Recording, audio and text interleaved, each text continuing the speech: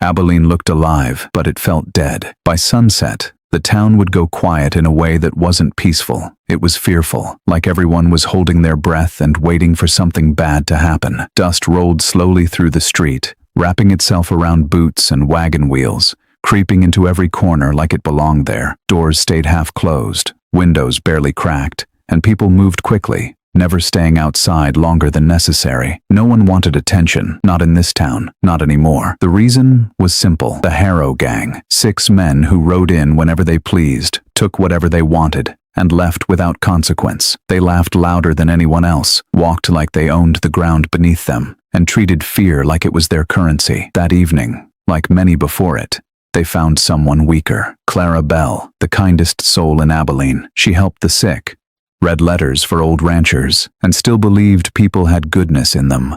That belief was the first thing the gang tried to break.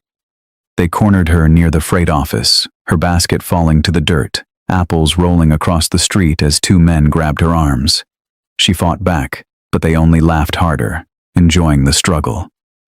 Gage Harrow stepped forward slowly, calm and cruel, like he had all the time in the world.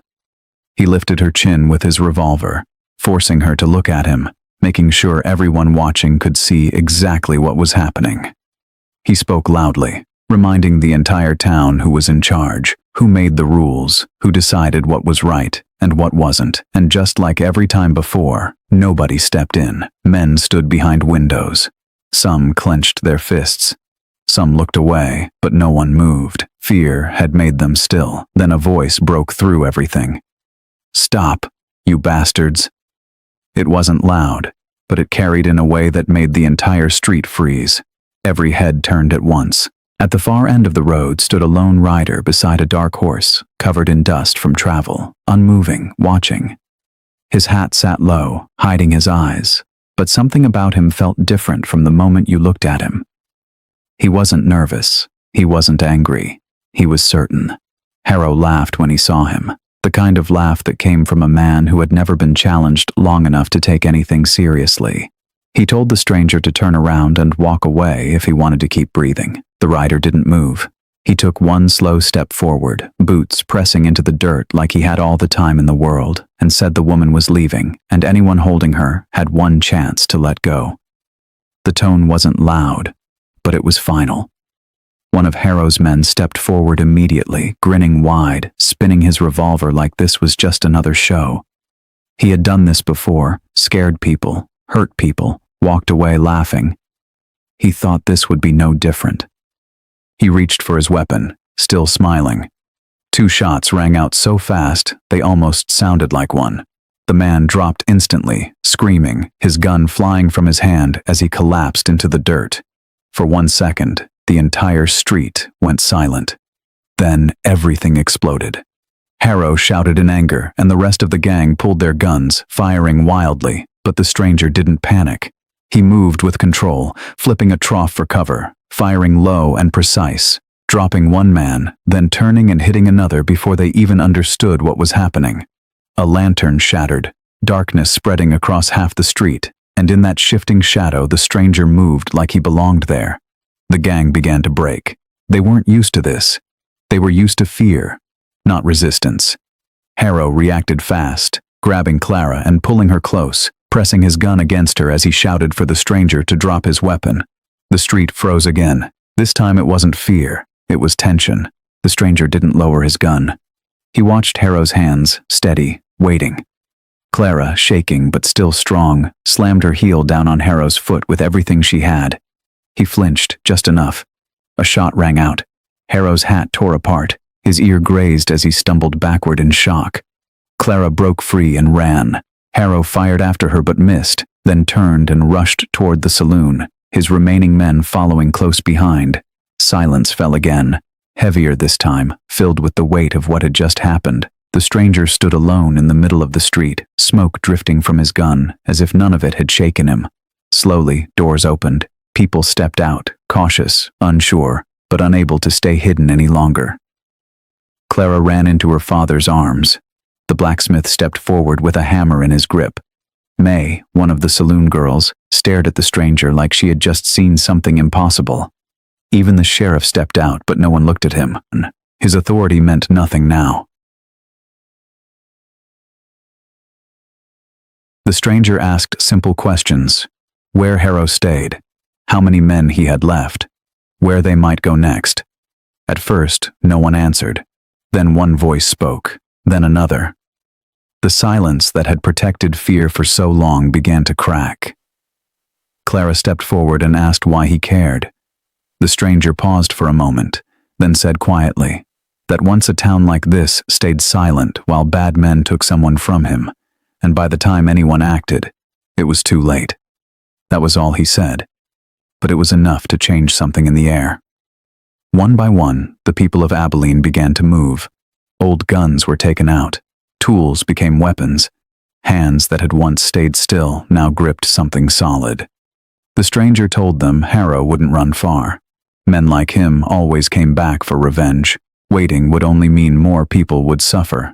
So this time, they didn't wait. They gathered across from the saloon, nervous but standing together. The stranger gave quick instructions, placing men at the alley in the back, telling others to hold the street. Clara held the revolver he had given her hands shaking but steady enough. Then a rifle shot cracked from above, dropping one of the townsmen, and panic nearly broke them again. But the stranger fired back instantly, forcing the shooter away, and without hesitation he moved, crossing the street and kicking open the saloon doors before disappearing inside. Gunfire erupted from within, loud and chaotic, furniture breaking, men shouting. Outside, the town held its ground. A man tried to escape through the alley, but was stopped by the blacksmith. Another climbed onto the roof, but May brought him down with a shaking shotgun blast. This wasn't the same town anymore. Then Harrow appeared above them, dragging the sheriff with a gun pressed to his head, shouting for everyone to drop their weapons. The sheriff begged, but no one moved. Harrow saw it then. He had lost them. Before he could fire, the saloon doors burst open and the stranger stepped out, blood on his sleeve, eyes cold and steady, and said, "Let him." Harrow snapped, shoved the sheriff aside, and fired, missing completely. The stranger fired back, forcing him to retreat, and the fight moved to the roof under the pale light of the moon.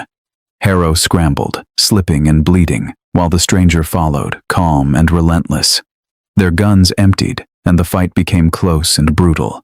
A knife flashed in Harrow's hand, cutting the stranger's shoulder, but it didn't stop him. He caught Harrow's wrist, slammed him hard, and the blade fell. They struggled at the edge of the roof, boots sliding as the town watched in silence below. Harrow spat blood and said the town wasn't worth saving. The stranger answered quietly that people were. Then he struck, breaking whatever strength Harrow had left. Harrow staggered and reached for a hidden pistol, but before he could fire, a shot rang out from below. Clara stood there, both hands gripping the revolver, and the bullet hit Harrow, throwing him off balance. In that moment, the stranger grabbed him and threw him off the roof. Wood shattered as Harrow crashed below, broken and bleeding. The stranger climbed down slowly as Harrow tried to crawl away, begging now, offering money, anything. But no one listened. The town stood around him, no longer afraid. The sheriff stepped forward, shaking, but changed, and the stranger told him to do his job. That was enough. Harrow was dragged away. Dawn began to rise over Abilene, and the town looked different in the morning light. People moved through the streets, helping the wounded, clearing the damage, rebuilding what had been broken. Clara walked up to the stranger and handed back the revolver, but he closed her hand around it and told her to keep it. She asked his name, and he looked toward the horizon and said names belong to men who stay. Then he mounted his horse. Clara told him they would remember him anyway, and he gave a small, tired smile before riding out, disappearing into the distance, leaving behind a town that was no longer silent, no longer afraid, because now it finally knew how to stand.